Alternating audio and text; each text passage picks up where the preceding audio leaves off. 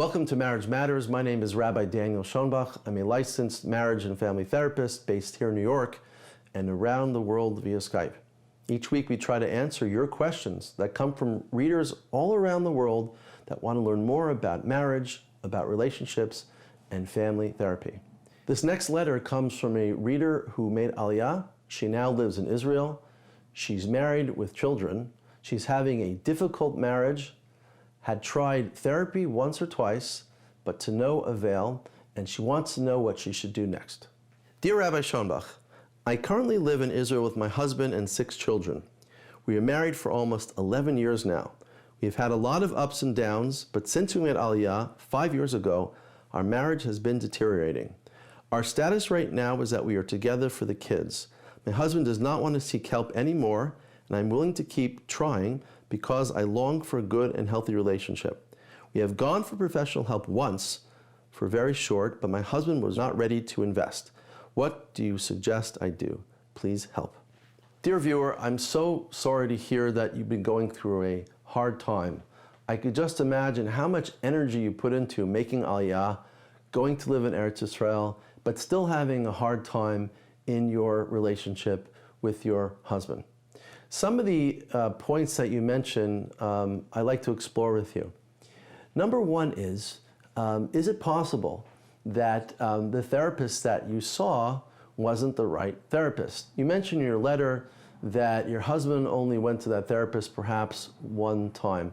That's kind of an alarm kind of went off in my mind because perhaps the therapist wasn't the right therapist for you or for your husband. And that's very possible.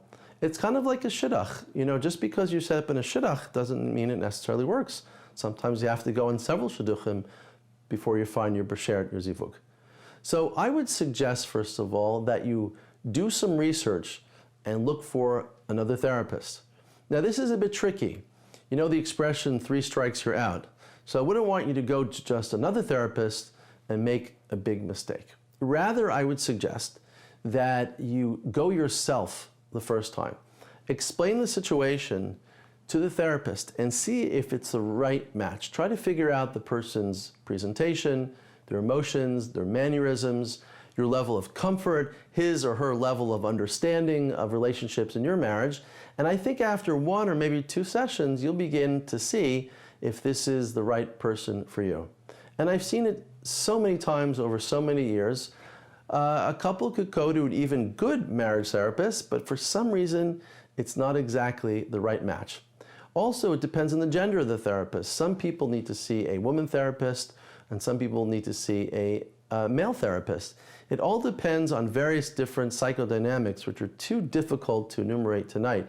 But just to inform you that it's possible that the therapist that you saw reminded your husband of a difficult parent, perhaps, whether it was a mother or father, perhaps that your husband is projecting his problems from his childhood on the therapist and isn't comfortable with the therapist.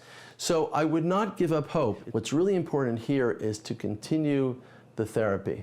And I would suggest you look around, choose one, and then see what happens. The other part of your letter is extremely important as well. You mentioned that you have, Baruch Hashem, 6 beautiful children, and that you wouldn't want to break up your marriage because so much will be lost if you do so. This is a very, very important question. You didn't tell me in the letter what you're really experiencing. And I've dealt with many hundreds of couples that have similar situations. And I try to advise them to make very careful steps to evaluate what they're really going through in their life. But let's start with one of the most important parts of this. I have to know more. Is your husband abusive? Does he have addiction? Does he have a tremendous temper in the home? Is he extremely controlling? These are very, very important questions because that will help me as a therapist and other therapists understand whether that marriage is worth continuing. If he's abusive and has serious addiction or serious issues, that may be highly disturbing to the children, and one has to evaluate very, very carefully if you're putting another generation of little innocent children in the line of a lot of dysfunction. But that's not for me to decide. That's something you have to do a lot of careful research about. But if he's not in that category of a very dysfunctional, abusive individual, then one has to look more carefully at trying to keep the family together for as long as possible, as long as you don't feel you're being abused in the relationship. And that means working to find some compromises in this relationship, pushing yourself just a little bit further, because it will make a very, very big difference in these children's lives, whether the parents are married or divorced. And if there's a possibility to keep this marriage together, I suggest you try to do the best. That, of course, will include going for therapy, but it may also include reading books about marriage and relationships. So therefore, I suggest you go to the Jewish bookstore and find some books of authors that you trust, good from authors, from psychologists that have good advice on how to have a good marriage and how to have a good relationship. And I would suggest you try to do anything you can, whether it's in reading or in workshops or in therapy, to try to make this relationship work.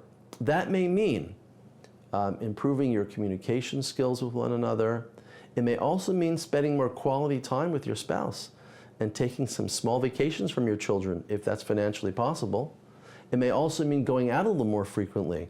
There's a great expression, instead of going on a vacation, go on a staycation, meaning instead of spending just a lot of money to go on fancy and expensive trips, just go away for one night to a hotel, go for a trip to another city, clear your heads, see by doing so if you can gain a little more perspective on your relationship.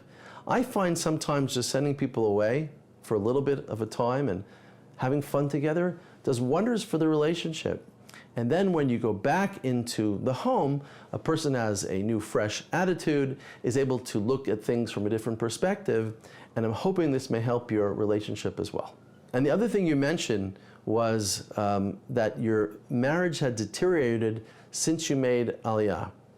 This is, of course, a very, very big question that I believe numerous people experienced when they moved to Israel, because the truth is, it's hard on the children and it can be hard on your family as well. There are many cultural changes you perhaps went through. You may also be experiencing a lack of proper finances in Israel. Many people find it hard when they left their jobs abroad and came to live in Israel. And so therefore it's possible that the cultural changes and the financial stress you're going under is making your marriage that much more difficult. If that's true, then you have to have an honest discussion with your husband, if he's the breadwinner in the house, to really empathize with him and talk to him about what he's going through at work. Perhaps the change in language was difficult for him. Perhaps he didn't find the same type of quality employment he had living outside of Israel than he has in Israel. But it's often true that many men will experience depression, anxiety, or sadness from having a very hard time at work. They kind of feel crushed by their employer or crushed by their financial environment or social environment, and therefore coming back to the house at night in a very difficult mood. So if that's true, then one has to explore that, especially you with your husband, to find out if he's really suffering financially or professionally, and he's bringing that home, and bringing that back to the home at night. And the other question for you as well, to see if you can limit some of your expectations. Perhaps you yourself are not used to living on the standard that you're living now. Perhaps outside of Israel you lived on a higher standard, and perhaps you're not living on that same standard as well today. If that's true, perhaps if you could change your attitude towards your expectations, what's important to you in life, maybe even compromise a little more than you expected, that may also contribute to your husband feeling better and improving your marriage as well. Welcome to this new series on Hidabrut called Marriage Matters. My name is Rabbi Daniel Schonbuch, and I'm a licensed marriage and family therapist based in New York and around the world via Skype. On this important series, I will be answering your questions you have about marriage, relationships, dating, parenting, and about any issue dealing with family and relationships. But more than what I have to say, I want to hear what you have to say. So please email to this address and send in your questions, and I'll try to answer as many questions on this new show.